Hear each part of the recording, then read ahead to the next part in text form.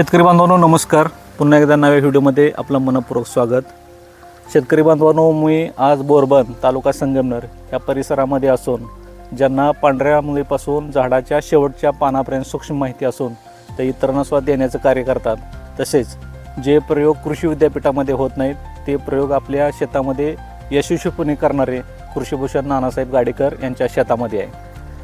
हे बाग बघू शकता. हे अल्ट्रा हाय डेन्सिटी लागवड असून 1 एकरमध्ये त्यांनी तब्बल 1000 झाडे लागवडीचा हा महाराष्ट्रातला पहिला प्रयोग केला आहे.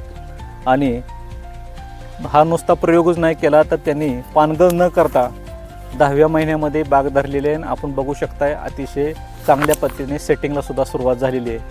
आणि तुम्हाला मी कॅमेरामॅनला विनंती करतो त्यांनी दाखवा. हे 2 बेडमधलं अंतर हे 12 फूट अंतर आहे आणि हे असं अंतर हे 4 फूट आहे आणि असं अंतर हे 3 फूट आहे. तर असा स्क्वेअर केलं आहे आणि एका स्क्वेअरमध्ये 4 झाडं आहेत आणि अशा ह्या 2 स्क्वेअरमधलं अंतर हे 8 फूट अंतर आहे. आणि अशा पद्धतीने एकरी 1000 झाडं लावायचा हा महाराष्ट्रातला पहिला प्रयोग कृषीभूषण नानासाहेब गाडेकर यांनी स्वतःच्या फार्ममध्ये केलेला आहे. आणि हा प्रयोग भविष्या दृष्टीने कसा राहील याविषयी आपण त्यांच्याकडून आज त्यांचं मत जाणून घेणार आहोत.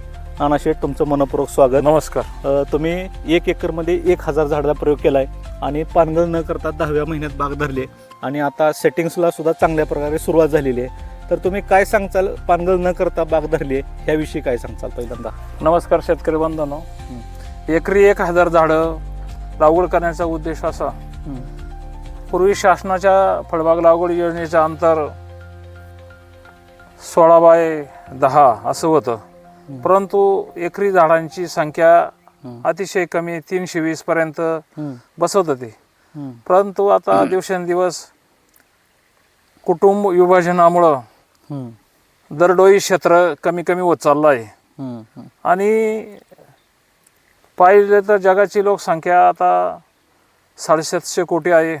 भारताची 140 कोटी लोकसंख्या आहे आणि प्रत्येक मानवाला अन्नधान्य सुरक्षेच्या दृष्टीनं शेतीचं उत्पादन वाढणं तेवढीच काळाची गरज आहे. आणि 2050 साली 1200 कोटी जगाची लोकसंख्या होणार आहे. तर नवीन नवीन शेतीमध्ये मी सातत्याने प्रयोग करत आहे. एकरी लोकसंख्या वाढली पाहिजे. भविष्यात दरडोई क्षेत्र कमी कमी होत आहे.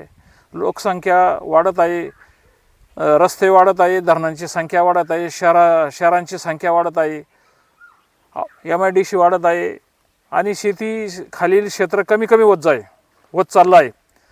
तर एकरी उत्पन्न वाढलं पाहिजे. झाडांची संख्या वाढली तरच उत्पन्न वाढेल हा माझा उद्देश डोळ्यासमोर ठेवून थोडासा हा वेगळा प्रयोग मी शेतीमध्ये केलेला आहे.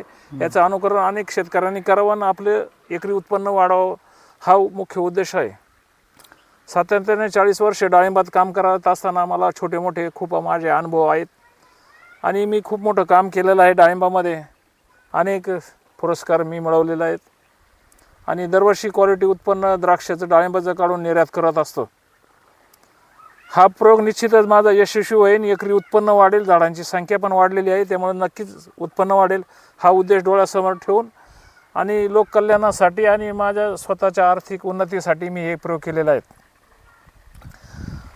तर निश्चितच काळाची गरज ओळखून अशी लागवड शेतकऱ्यांनी करावं असं मला वाटतं. तर नाना शेठ, ज्यावेळी तुम्ही नवीन लागवड केली होती आणि साधारण 2 ते 3 महिने झाडे असताना सुद्धा आपण एक व्हिडिओ बनवला होता आणि आपल्या चॅनलवर आपण अपलोड केला होता. तर बऱ्याच शेतकऱ्यांनी काही कमेंटमध्ये प्रश्न विचारले आहेत की ही झाडं जर तुम्ही जवळजवळ लावले 4x3 वर असा स्क्वेअर आहे हा, तर ह्याची छाटणी कसं राहील किंवा ह्युमिडिटी वाढल्यामुळे रोगराईचं प्रमाण वाढेल का, असा त्यांचा एक प्रश्न होता.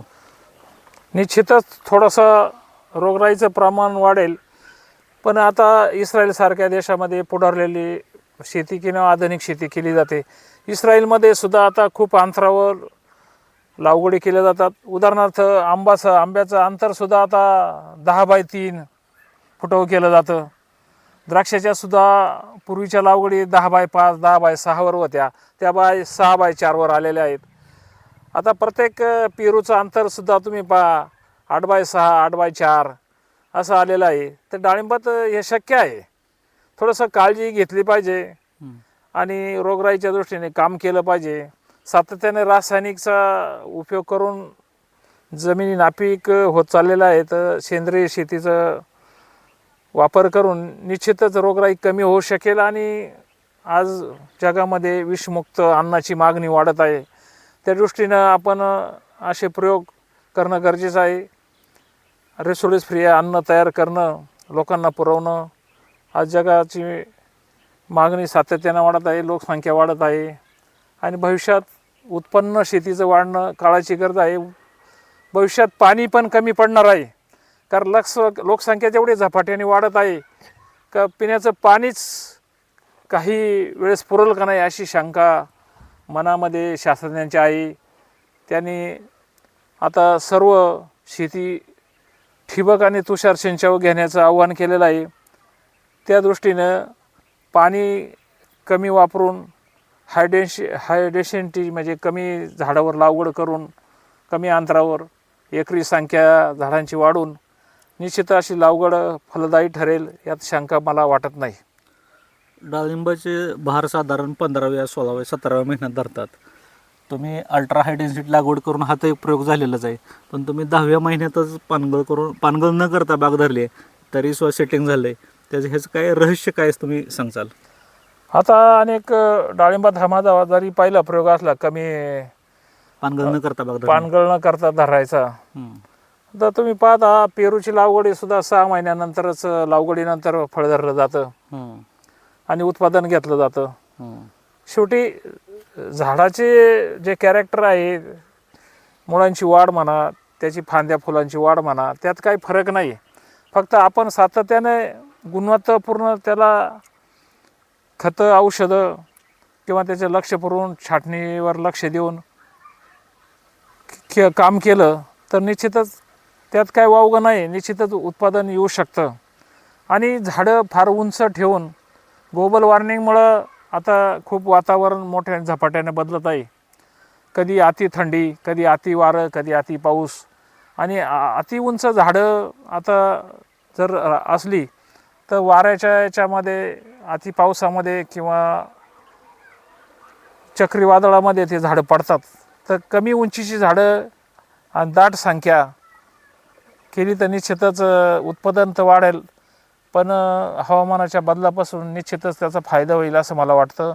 म्हणून हा लागवड करण्याचा माझा उद्देश होता. शेतकरी बंधूंनो, अजून आपण जर 15 दिवसांनी किंवा 20 दिवसांनी याच बागेचे आणि याच ठिकाणी उभं राहून व्हिडिओ बनवणार आहेत आणि 10व्या महिन्यात त्यांनी पानगळ न करता हा भाग धरलेला आहे. सेटिंग आता सध्या चालू आहे आणि सेटिंग कशा प्रकारे होते, मालाची फुगवण कशी होते, किपिंग क्वालिटी होईल किंवा हार्वेस्टिंग कशा प्रकारे होतं आहे, हे प्रत्येक आपण टप्प्याटप्प्याने शेतकरी बांधवांनो तुमच्यासमोर व्हिडिओ देणार आहोत. आणि आज सगळीकडे ए टेक्नॉलॉजी चर्चा सुरू असताना त्यांनी 1 एकर नानाशेटने 1 एकरमध्ये 1000 झाडं लावून आणि 10व्या महिन्यात पानगळ न करता बाग धरून खरं तर ए टेक्नॉलॉजीला चॅलेंज दिलं असं म्हटलं तर वावगं ठरणार नाही. तसंच याची चर्चा असताना नाना शेटने इथं या ठिकाणी नाना डाळिंब तंत्रज्ञान हे स्वतः या ठिकाणी डेव्हलप केलेलं आहे आणि नानांचं हे नाना डाळिंब तंत्रज्ञान कितपत यशस्वी होतं आहे हे जर आपण 15 ते 20 दिवसाला व्हिडिओ करून आपल्यासमोर आणणार आहोत आणि नक्कीच ते यशस्वी होईल हे तंत्रज्ञान. असं त्यांचं 40 वर्षाचा अनुभव त्यांच्या पाठीशी आहे आणि हे तंत्रज्ञान त्यांचं यशस्वी झाल्याशिवाय राहणार नाही असं मला वाटतं आहे. आपल्या या डाळिंबागेविषयी अजून काय मनात शंका असतील, प्रश्न असेल तर आपण कमेंटमध्ये सांगू शकताय. तसेच त्यांनी दिलेली माहिती आणि आपल्याला अजून काही डाळिंबाविषयी माहिती हवी असेल तर ती कमेंटमध्ये सांगा. तसेच आमच्या चॅनल लाईक करा, शेअर करा आणि सबस्क्राईबसुद्धा करा. धन्यवाद.